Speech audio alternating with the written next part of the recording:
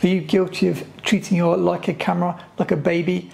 It's almost too fragile to take on any of your important photography expeditions or trips because you're worried you might vibrate it or drop it and then your rangefinder gets knocked out of calibration. Do not fear. This small lens completes the solution to give you a completely bomb-proof and affordable rangefinder system that you can take anywhere and never have to worry. You probably don't know this lens, but you probably do know the lens that this lens is very similar to, and that is the Leica 5cm f3.5. Hey guys, Matt here from MrLeica.com. Here's the Leica on the Barnack camera, and if you use this lens on a vintage Barnack camera that doesn't have a rangefinder, this will give you a completely bomb-proof setup because there's no rangefinder to knock out calibration.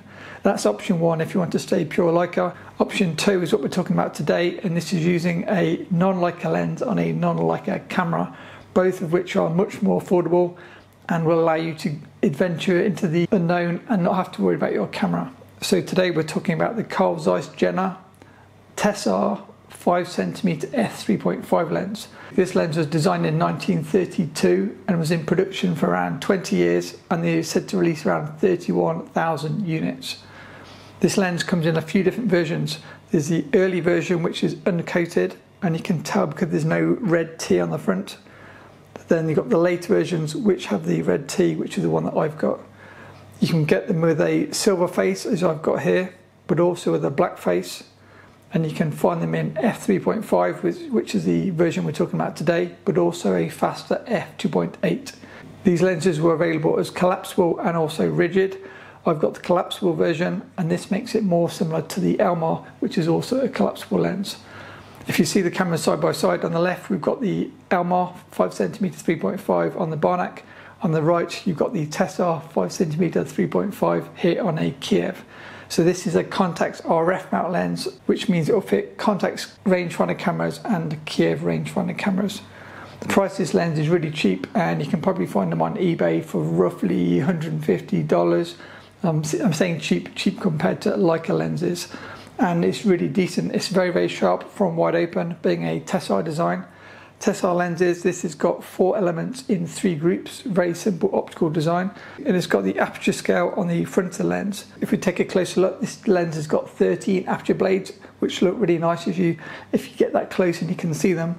And it accepts 42mm hoods and push-on filters, so you will need a push-on design because it's not threaded. The good news is 42mm is really common, and the L-can lens that I bought recently and the 35mm f2 8 element, both like Lens Lab lenses, those are both 42mm as well, so the same hood can be used across all 3 lenses.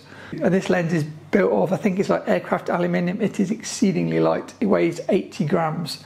So put this on a Contax or Kiev camera without the light meter, and this gives you a really, really lightweight setup. You're probably asking the question, why am I telling you about Kiev and Contax cameras?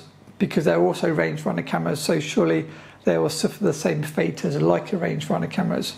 But actually no, Kiev and Contax cameras have got a different rangefinder build design, and it's much, much more robust, to the point that experts say it's almost impossible to knock a Kiev or Contax rangefinder out of calibration.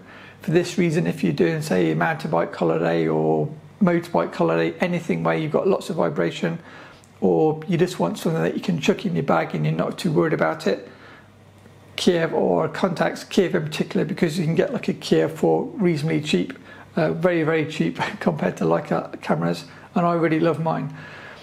What about using this on a Leica camera? First thing I would say is there's probably no point, because you could use the Elmar lens on a Leica camera. But if you really did want to do this, you could get yourself a Contax to Leica M adapter. Amadeo do a Contax to Leica adapter, and I've got one here. But I'd say if you're going to the expense of buying an expensive Contax to Leica adapter, I would recommend this lens for a ultimate super lightweight, compact, collapsible lens for everyday photography, because it's always sharp pretty much. But if you want a lens which is more exciting, I'd probably get something like the Zeiss Sonar. That lens is amazing, and that lens will beat Leica lenses from the same period, which is why I use that lens, and which is why I got the Contax to Leica adapter, thanks to Mr. Amadeo himself, who sent it to me so I can use it on my Leica cameras. So you're probably saying to me, but Matt, That's all great and fine, but can it actually take nice pictures? And the answer is yes. I had the lens with me in Warsaw last week, and I used it for doing some street photography. Here are some example photos shot with the Tessar lens on a Leica SL camera. I would normally use it on the Leica M240 or any M camera. However, I didn't have the M camera with me, so I was using the SL. Okay, let's look at some example photos. First, a mini video clip with the SL testing the sun stars.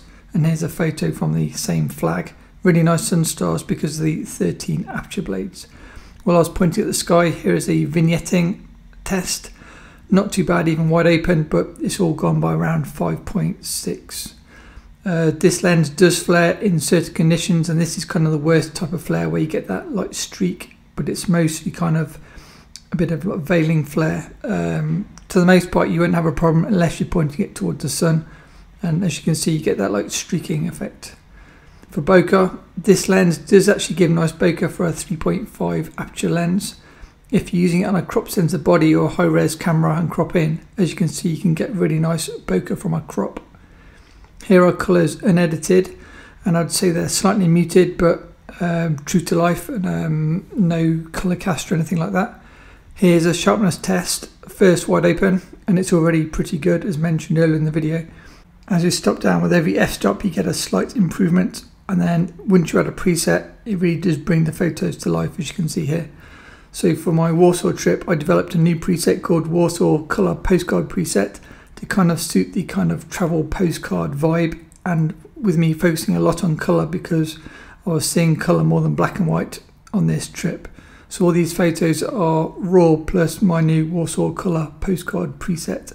And as I say, the emphasis for my walking around was looking for colours, especially with the blue skies and the colourful buildings. So if you want to use this preset for your own photos, I can put a link below. But Warsaw's a beautiful city and very nice in colour on a blue sky day. I did do a few token black and white photos, as you can see here. But one question you may have is, how does the lens perform on film? So the following photos are all shot with the Kiev 4A. Shot between, I'd say, probably f4 to f5.6 during one of my London workshops. This is India, our model. Even pointing towards the brighter light, as you can see here, you get decent images, and this was shooting through glass to get a bit more depth. Really happy with the results, considering it's such a cheap lens. So as you can see from the photos, hopefully you'll agree this is a really decent performer, and I think for the money, the size and the weight, if you want to use an alternative setup to your Leica setup for certain trips, getting, as I say, a Kiev, or especially I'd say a Kiev 4 with a Tessar 5cm f3.5, get the Kiev without the light meter, and then it's a smaller, lighter weight, really nice, super lightweight, bomb-proof rangefinder system to complement your Leica system if you're a Leica guy, or to give you a Leica alternative if you're not a Leica guy and want something cheaper yet still enjoy the rangefinder experience. A huge thanks to my awesome patrons. If you want to see more on Kiev cameras, watch this video next.